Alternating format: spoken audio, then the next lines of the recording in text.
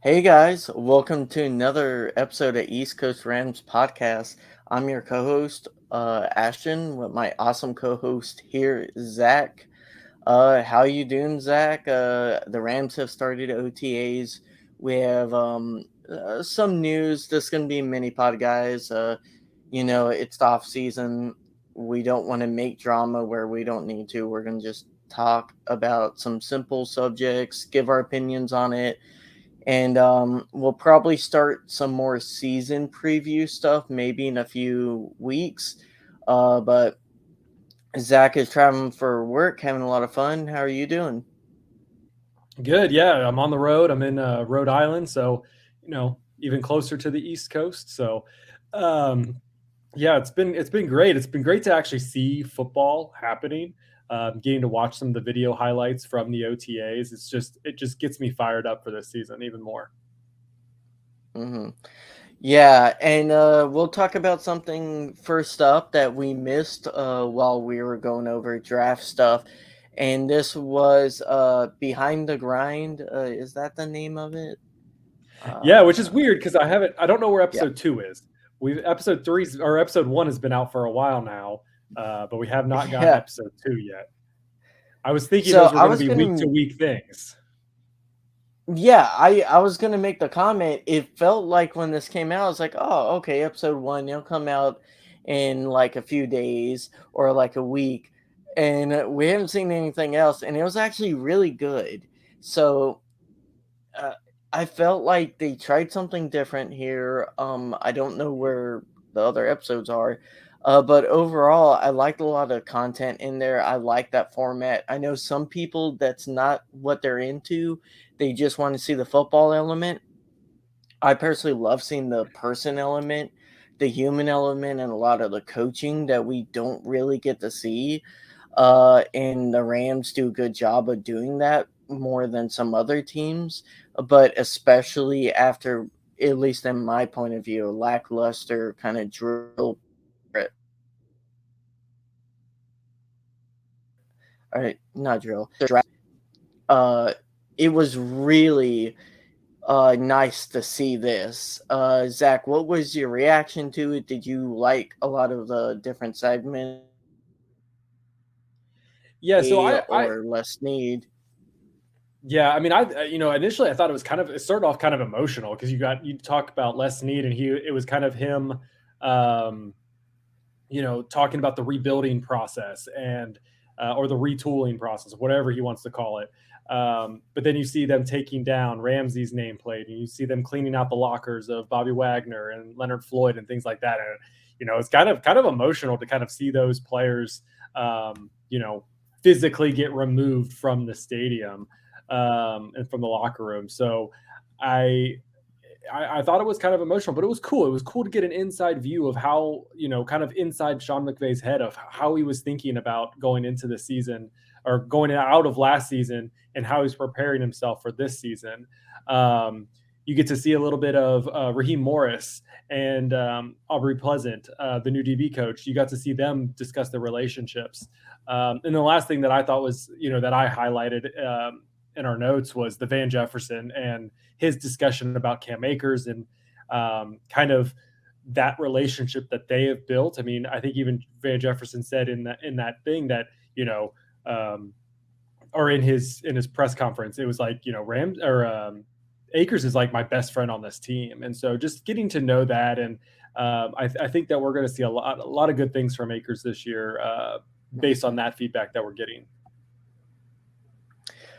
Yeah, I definitely think it's a big year for both of those players. So leaning on each other is definitely a smart idea.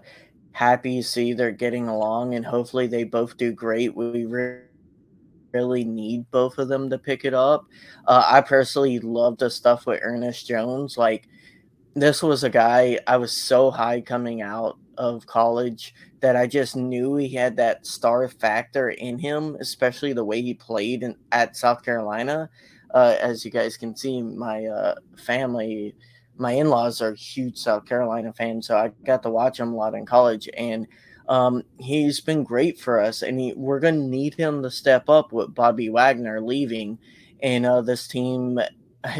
the defense as a whole. He's going to be one of the more veteran guys on the defense. That's how young this defense is, and I know we can kind of lose the context of that.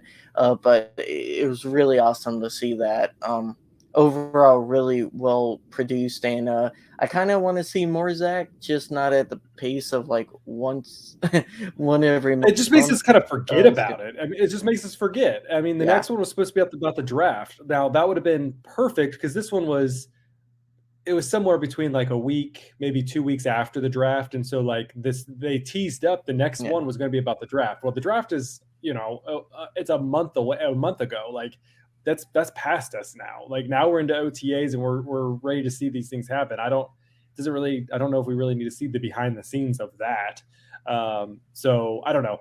I mean, it's still going to be cool. I think they're going to do a really good job with it. But again, I think their timing of it needs to be a little bit more fast paced. What, you're not dying to see behind the scenes for the draft lab?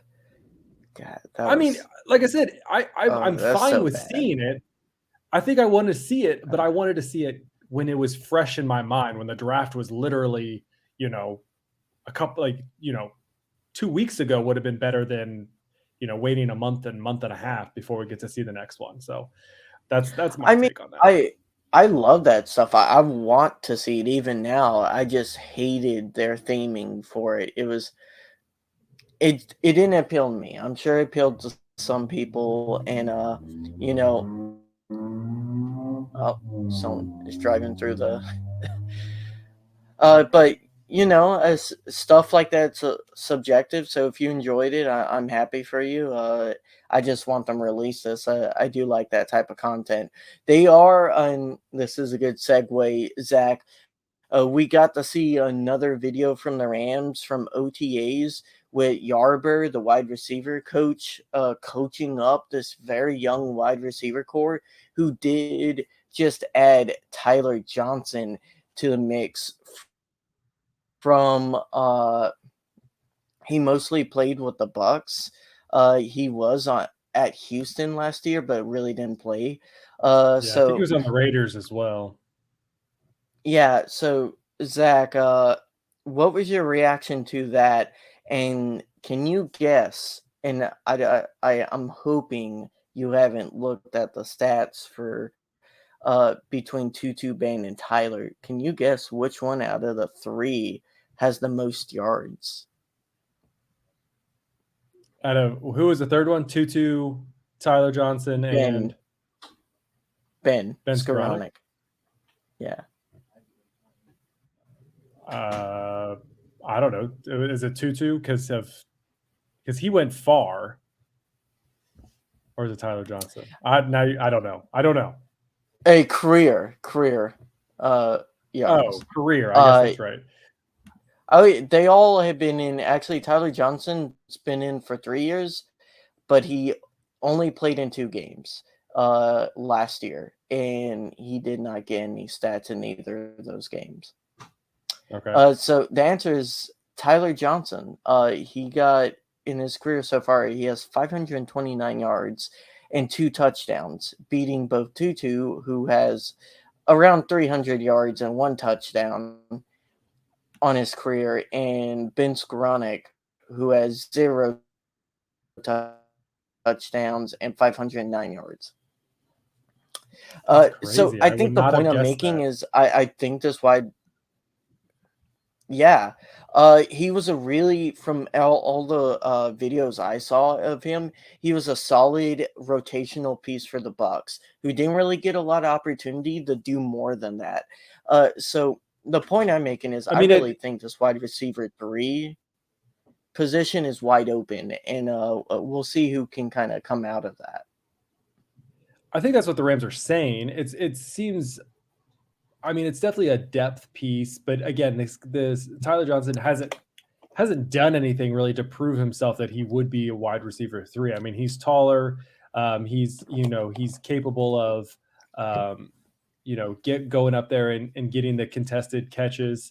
Um, but realistically, he hasn't proven anything. And so really, I think that position is going to be more of a rotational piece unless you can get somebody else really in a good rhythm. But I don't think that he's the solution. I think that they have other players on that team that really can bring it. And I think this was a cheap, inexpensive. He's been in the system for a while. He might be able to, help out the rooks. But as far as actual playing real time, I think it's going to be slim to none, similar to how he has been on other teams. So that's just again my opinion. It was really kind of weird. Usually we would hear hints of them signing a player before the official team actually posts it. We did not.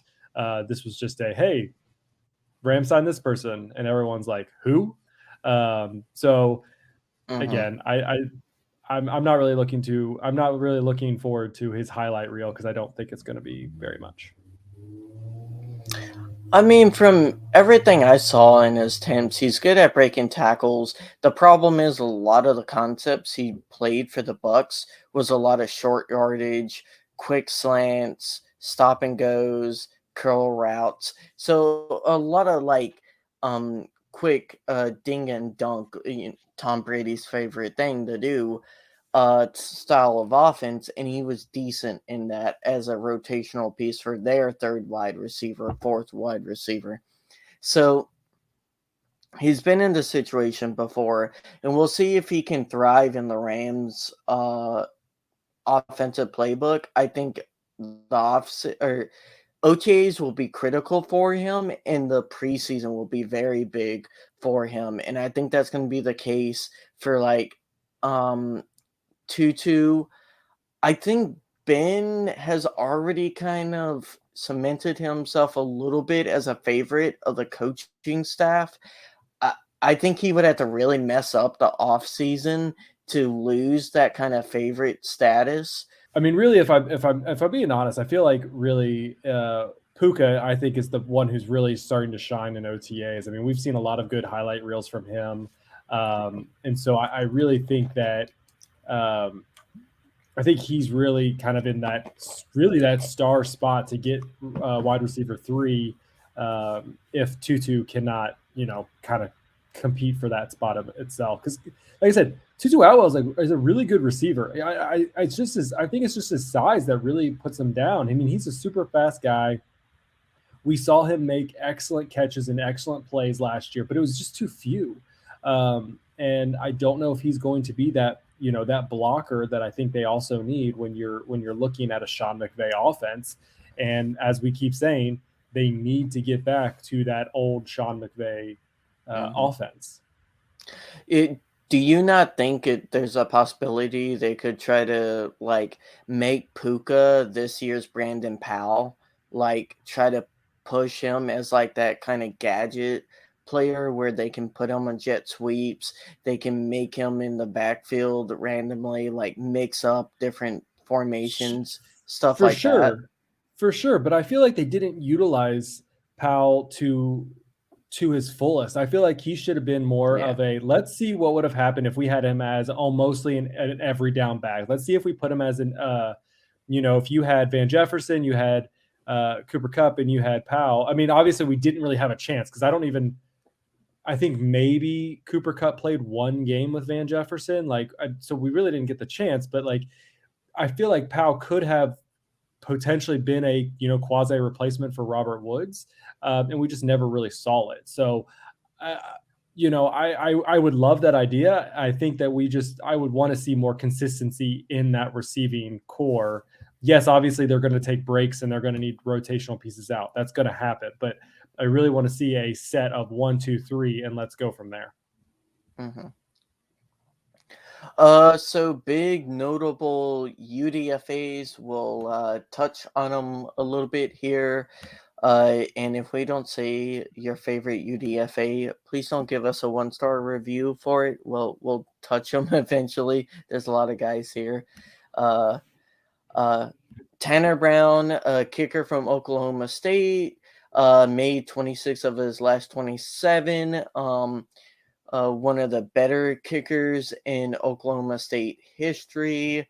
Uh, Lou Groza Award semifinalist, And then we have Christopher Dunn, kicker from North Carolina State. So a nice old kicker battle. I know those thrill you, Zach. That's what gets you up in the morning, is a kicker battle that you can watch in preseason. Hey, a kicker can make or break a game if it's coming down to the wire. So we need somebody who's going to replace Matt Gay. So I'm all for this kicker battle because I do think it's a very important role into the Rams. Just like I think the punter is also a very important role in the Rams, and those are two positions that we're looking at rookies to fill those spots. Mhm.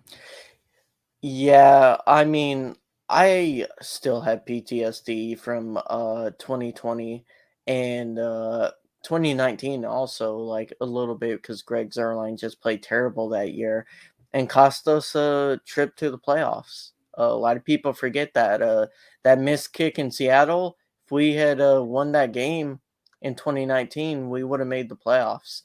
And in 2020, I don't think uh, we would have been really higher seeded if we had a better kicker or not, but it definitely hurt us in a lot of the early season games. So yeah, I'll take one. Moving on, Tyron Evans, running back of Louisville. I think this is a solid depth signing, Zach. I know he caught my eye a little bit. Uh, Whenever I saw Louisville play, which I think I watched one of their games, and he looked pretty good. The blocking for Louisville wasn't the greatest, but he looked pretty dynamic, and we'll see if he can do anything. Yeah, like I said, like you said it perfectly. He's a good depth piece. We'll see what happens. They need someone to help back up Cam Akers because I don't think they're quite set on who's going to fill in that rotational piece. So it's a good to have that depth piece and kind of battle it out in OTAs and minicamp. hmm Yeah, a weird thing too was the Rams waived, I think, two or three players. Um, One was actually Tyler's classmate or teammate, Tyler Hudson. Zach, what do you make of the team waiving off players before even OTAs really started? Like, I feel like you had to either really mess up or this team mismanaged something pretty badly. Well, Because I mean, it's not like we have people flowing in from everywhere to play for this team. We don't have full roster. sure. I mean, they did fill. I mean, I do believe they filled what they needed to um, for this to work. But um, but they were undrafted rookies. It wasn't like they just. I mean, they were three players that they gave a shot for, and I think they didn't prove themselves when they had their chance, and so they just went ahead and waived them. I mean, we did have more signings since then. I mean, they like I said, they just picked up Tyler Johnson. They had a couple other people that they did pick up, but for the hmm most part, I'm not concerned by this. They're positions that I think we had some depth in, but again, it has to work for this team, and if they find players who are not bringing everything to this game, then they're just not gonna do it. Yeah. Brett Ripon comes to the team. Uh, I mean, I They're just adding more don't to that think he's QB good. room. Yeah. I mean, it's just one of those things that I think they're just doing it to do it. Um, we'll see what happens, but I think it's just to kind of build that QB room and then to and go from there. Again, To give him credit, I think he's better than either two backups we had last year. I would not disagree. I mean, that's not a high bar, Zach. But it's a bar, and happy he's here. Hopefully, he can improve, and you never know. NFL is full of crazy stories. Uh, so let's talk about the roster real quickly here before we end. Starting roster. QB pretty settled. Matthew Stafford's going to be starter. Stenson Bennett appears to be the permanent backup. for the season. Of course, wide receiver, we have Cooper Cup, Van Jefferson, Ben Skoranek, and Tutu. With that fifth spot, fifth, fourth, kind of being like, it looks like Puka will take control of that. Any comments on QB or wide receiver? No, I mean, I think what you said is it makes sense. Is we've kind of already discussed the wide receiver room for it, so Mm, I think those are pretty much set. Tight ends are the kind of the same animal. I mean, I think Tyler Higbee is still going to be tight end one. I think Hunter Long is going to be tight end two, and we'll see how that works out. It's really, and we know running back. Cam Akers is going to be running back number one, and there'll be a somewhat of a committee behind him. But yeah. why don't you go through the O line, because that is kind of our biggest question mark of Mm, um, who's going to be that. And even Matt LaFleur came out this week and he said the best five are going to be out there. He's not giving the job to anybody. They have to earn it in OTAs. They have to earn it in training camp. yeah. So give me your thoughts on how or what you see this O line looking like coming 2023. Yeah, so let's start with easiest to kind of like most competitive. I think Rob Havenstein, he's been a solid to really good right tackle for this team. He's going to be the right tackle this season outside of injury. Of course, guys, put asterisks here. Injuries, as we saw last year, can throw off some stuff. Center, I think it's pretty clear Brian Allen is gonna win out again. Like, I know he didn't have the greatest year, and people like to remind me that whenever I posted this on Twitter. And then I would like to remind him everyone around him was getting hurt, and then he got hurt. So it's easier to look bad when everyone around you is just not on the same wavelength as you. Like a part of O line is having chemistry, as we like to say a lot. Yep. So I think he's pretty sure. And then left guard, I would say is our rookie Avila. I keep on having to remind myself I don't want to butcher his name. Avila. I really think this kid is going to be a stud. I think he's going to be the best lineman the Rams have had, and since I would say outside of Big Wit, probably in the last 5 years. I really like him coming out of college, and I feel like the Rams really did do a good job with picking him. So And real then, quick, let me talk about him real quick because I really do like yeah, him. I like that pick. Um, he has confidence, he has passion, he has drive. When he had his media avail last week, the things that I noted, like he knows what kind of opportunity this is. This is something that you don't just throw under. And so like I see the passion, I see the commitment. I've seen what they've provided us to be able to see from the OTAs, and I think he has that drive and he has that built to be able to perform. I'm going through and I'm watching American Underdog again while I'm on my trip. I got random things to watch, so I'm watching that again and just kind of like you it's the people who have that kind of passion who make a difference in a football team. Similar to Kurt Warner and his dreams, and you look at so many players who've had the passion, and that passion can really drive you to the next level. And so I think Avila has that drive. And I want to note I might have said Matt LaFleur when I meant Mike LaFleur. So don't comment on it. I realize that I might have said it. So there we go. All right, go back to your O line. no, and left guard was our worst position at O line and has been for a few years now. It's been a really kind of like glossed over part of the O line, just because we've had good tackles for the most part in a solid interior for most of McVay era. And it's nice to get a really solid left guard that can kind of fill in that hole. And then comes the two areas where I think are up for competition that um people could win: right guard and left tackle. So let's kind of talk about right guard first, because for the most part, I think Logan Bruss, uh, he had positive stuff coming out from OTAs last year, and it was kind of a shame because didn't he get hurt the first play of the preseason? Like it was really weird. Yeah, Um, yeah. I mean, it was in preseason. He didn't get a whole lot, but even what we did see, I, OTAs are kind of in the middle of the year, but like once we start getting later, he never really like OTAs. I feel like he did shine, but then like later, like we never really saw a whole lot from him. And then obviously, yes, preseason happens. He gets injured first play, and mm, he's done for the year. So he still has a lot to prove to me.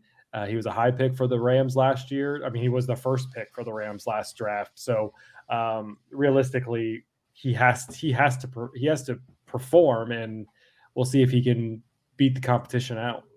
hmm Yeah, and so it's hard to tell because we haven't seen, me and you haven't seen anything from him.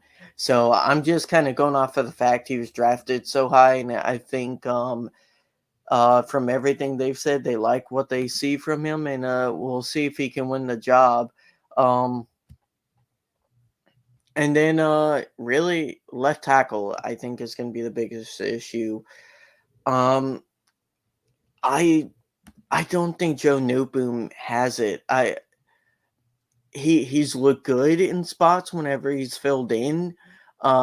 I thought he was going to be better than he turned out to be. Now he did get hurt, and the rest of the O line was also a mess to his right, so it's a little bit hard to judge. But when I did see other people come in, I just felt like they played better than No Boom did. Uh, and I will give him credit. Alert Jackson. I know commenters have said that I like AJ Curry more. I like them both equally. I think they both came in pretty clutch, and they both played better than No Boom, in my opinion, last year. So I think Jackson will probably end up winning that spot. I do think a Curry, which a lot of people haven't talked about, has a potential to win that spot too. It's completely open. I think that's going to be the one spot where you could see a Curry starting, and everyone's like, what? Why? And it's because he played better in preseason. Yeah, I think, like I said, I feel like as far as the previous starters for the Rams, like the 2022 starters for the Rams, I think Noteboom is the one who would really be on the line to lose his job, lose his starting job. Yeah, He still would be a good depth piece. Maybe we try to move him to a different side, expensive. but he is expensive. So, but I don't know what his contract is structured. So I don't know how well that is to move on from him. But he would be an expensive backup. Yep, very expensive. And that's our lineup for now for the offense. We'll probably do defensive lineup next podcast, Zach. So just a few little minor things. Rams get DB Vincent Gray off of waivers. I really like that. I think he has a potential to be in the rotation. Zach, any comments on Vincent Gray? No, I need to do a little bit more digging on him and kind of look into his background. Like I said, I've been kind of out of things for a little bit, but Traveling. Yeah. yeah, He's traveling. So from he's from the Saints, second year player. Uh I really do think this is a kind of steal. They claimed him, and I liked him coming out of college last year. Uh I thought he would have been a quality like fifth or sixth round style player. So we'll see. I think the Rams have done good picking DBs off of the waivers in last few years. So hopefully Snead got another gem because our secondary needs help. yeah, no, I don't disagree. I'm really looking forward to talking to our next episode. Maybe it'll come sooner rather than later, only because there's a lot that came out of this week too. We focus this episode primarily on the offense, but Raheem Morris is Yeah. doing some great work, and he provided some Oh yeah. insight this past week on who he thinks could replace, the Jalen Ramsey role and some other things. So I'm looking forward to having that conversation too. Um, yeah, that's what I gotta say about that. And dude, that guy saved a kid's life. Like, come on now, Oh that yeah. guy is awesome. That's cool, That man. That's Raheem Morris is a dog, and he for why people won't give him another chance to be a head coach is just beyond me. I'm glad the Rams have him. I think Sean McVay needs him this year. Um, but but yeah, he's a great guy. yeah. The fact that he didn't get a job after a Super Bowl is nuts, nuts to me. Yep. All right. Well, I think that's going to wrap it up for this week's episode of the East Coast Rams podcast. Talking all about the offense for the most part this week. But if you have questions or comments and you want to share them with us, you can do so by going to by emailing us at feedback@eastcoastrams.com or hit us up on Twitter. Our official Twitter account is at East Coast Rams. You can find Ashton at RamsFanAshton1, and you can find me at Zac Mayer. Whew, okay. So yeah, other than that, you can find us at eastcoastrams.com. That's where you can find every version of this podcast, or you can go to youtube.com/ at East Coast Rams to find the video version of this podcast. Ashton, anything you want to say before we sign off? No, like and subscribe, guys. Comment down, give us our suggestions. Where were we wrong? Any feedback? Who do you think is, or give your O line suggestion? Comment down below. Let us know, and might even read your comments during the next pod. Same thing if you're on podcast listening to this. Please like and subscribe. Or sorry, please. Uh, what is it? Give a review. Subscribe and smash the bell. Yeah, smash the bell and give a review. That's really big for Apple suggesting it to other fans. We definitely appreciate it, and we love the constant listeners.